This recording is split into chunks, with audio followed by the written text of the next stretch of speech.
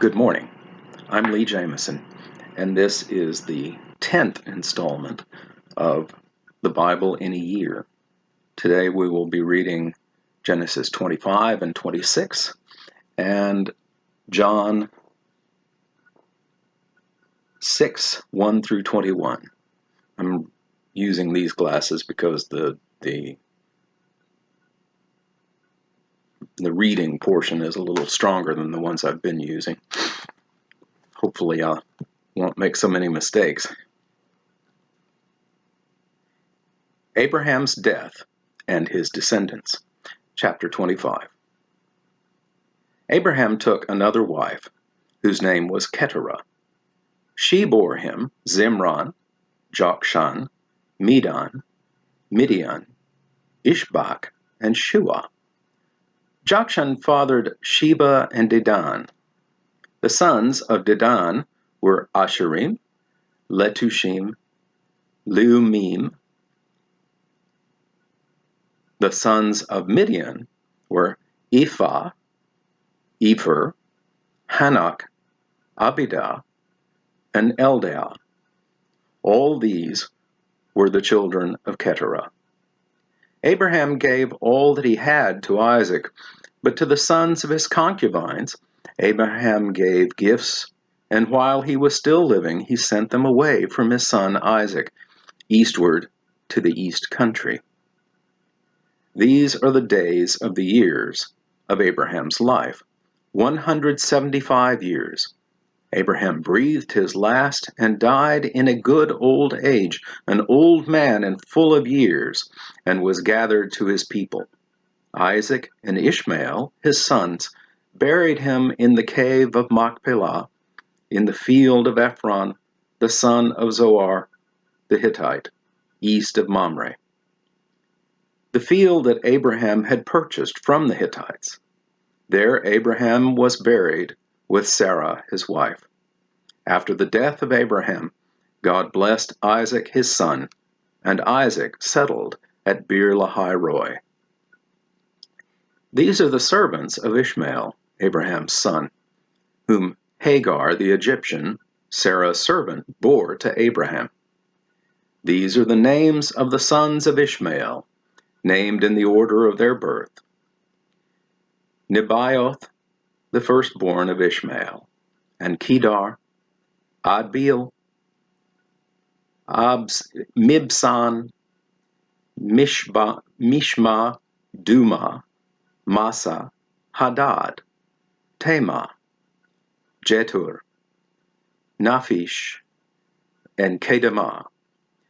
These are the sons of Ishmael, and these are their names by their villages and by their encampments, 12 princes according to their tribes.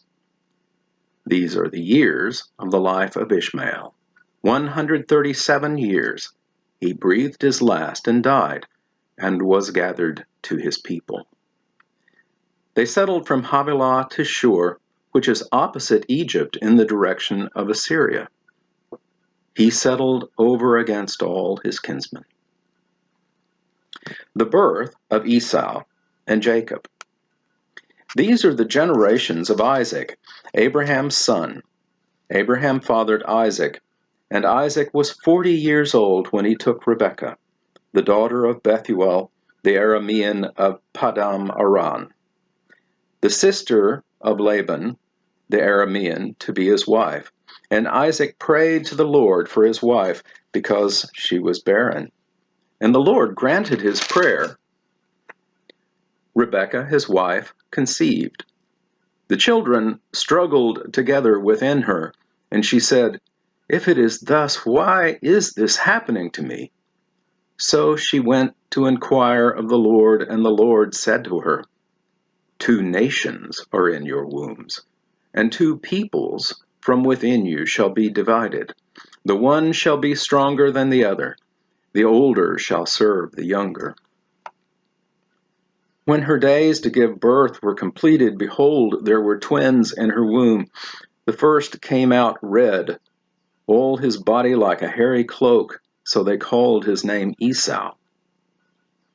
Afterward his brother came out, with his hand holding Esau's heel. So his name was called Jacob. Isaac was 60 years old when she bore them. When the boys grew up, Esau was a skillful hunter, a man of the field, while Jacob was a quiet man, dwelling in tents. Isaac loved Esau because he ate of his game, but Rebekah loved Jacob. Once when Jacob was cooking stew, Esau came in from the field, and he was exhausted. And Esau said to Jacob, "Let me eat some of that red stew, for I am exhausted." Therefore, his name was called Edom. Jacob said, "Sell me your birthright now." Esau said, "I'm about to die. Of what use is birthright to me?" Jacob said, "Swear to me now." So he swore to him and sold his birthright to Jacob. Then Jacob gave Esau bread and lentil stew, and he ate and drank and rose and went his way. Thus Esau despised his birthright. God's promise to Isaac, chapter 26. Now there was a famine in the land besides the former famine that was in the days of Abraham, and Isaac went to Gerar to Abimelech, king of the Philistines. And the Lord appeared to him and said, "Do not go down to Egypt. Dwell in the land of which I shall tell you. Sojourn in this land, and I will be with you and will bless you. For to you and to your offspring I will give all these lands, and I will establish the oath that I swore to Abraham your father. I will multiply your offspring as the stars of heaven, and will give to your offspring all these lands, and in your offspring all nations of the earth shall be blessed, because Abraham obeyed my voice and kept my charge, my commandments, my statutes, and my laws." So Isaac settled in Gerar.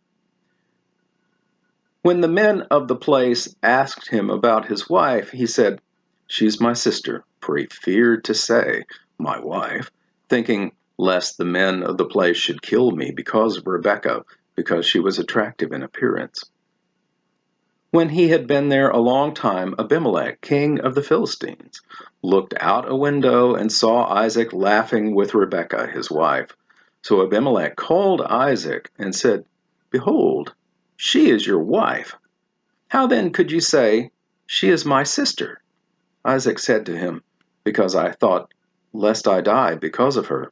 Abimelech said, "What is this you have done to us? One of the people might easily have lain with your wife, and you would have brought guilt upon us." So Abimelech warned all the people, saying, "Whoever touches this man or his wife shall surely be put to death." And Isaac sowed in that land and reaped in the same year 100-fold. The Lord blessed him, and the man became rich, and gained more and more until he became very wealthy. He had possessions of flocks and herds and many servants, so that the Philistines envied him. Now the Philistines had stopped and filled with the earth all the wells that his father's servants had dug in the days of Abraham his father. And Abimelech said to Isaac, "Go away from us, for you are much mightier than we." So Isaac departed from there, and encamped in the valley of Gerar, and settled there. And Isaac dug again the wells of water that had been dug in the days of Abraham his father, which the Philistines had stopped after the death of Abraham. And he gave them the names that his father had given them. But when Isaac's servant dug in the valley and found there a well of spring water, the herdsmen of Gerar quarreled with Isaac's herdsmen, saying, "The water is ours." So he called the name of the well Esek, because they contended with him. Then they dug another well, and they quarreled over that also. So he called its name Sitnah. And he moved from there and dug another well, and they did not quarrel over it. So he called its name Rehoboth, saying, "For now the Lord has made room for us, and we shall be fruitful in the land." From there he went up to Beersheba, and the Lord appeared to him that same night and said, "I am the God of Abraham your father. Fear not, for I am with you, and will bless you and multiply your offspring for my servant Abraham's sake."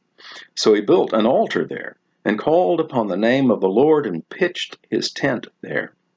And there Isaac's servants dug a well.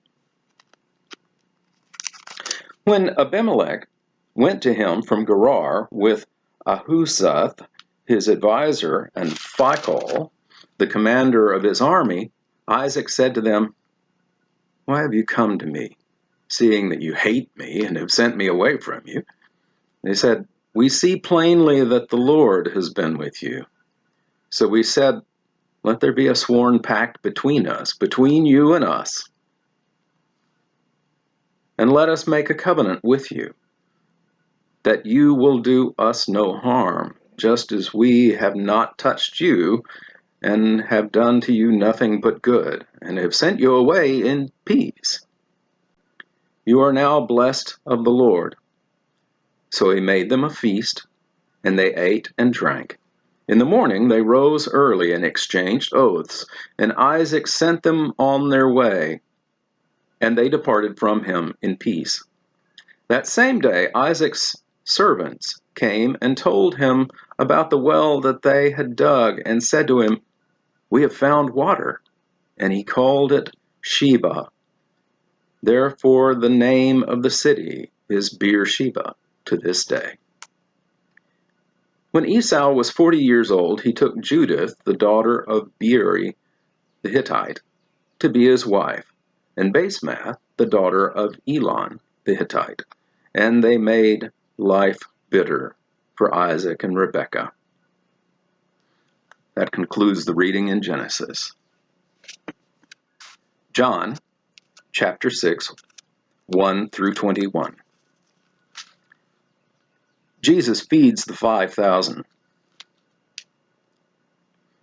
After this, Jesus went away to the other side of the Sea of Galilee, which is the Sea of Tiberias. And a large crowd was following him, because they saw the signs that he was doing on the sick. Jesus went on the mountains, and there sat down with his disciples. Now the Passover, the feast of the Jews, was at hand. Lifting up his eyes then, and seeing that a large crowd was coming toward him, Jesus said to Philip, "Where are we to buy bread so that these people may eat?"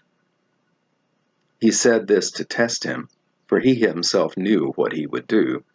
Philip answered him, 200 denarii would not buy enough bread for each of them to get a little.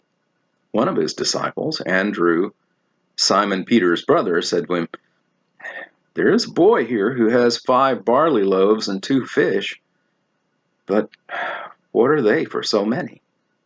Jesus said, "Have the people sit down." Now there was much grass in the place, so the men sat down, about 5,000 in number. Jesus then took the loaves, and when he had given thanks, he distributed them to those who were seated. So also the fish, as much as they wanted. And when they had eaten their fill, he told the disciples, "Gather up the leftover fragments, that nothing may be lost."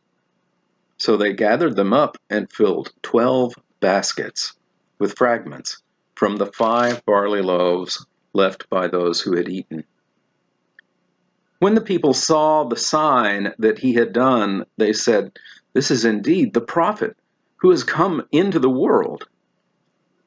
Perceiving then that they were about to come and take him by force to make him king, Jesus withdrew again to the mountains by himself. Jesus walks on water. When evening came, his disciples went down to the sea, got into a boat, and started across the sea to Capernaum.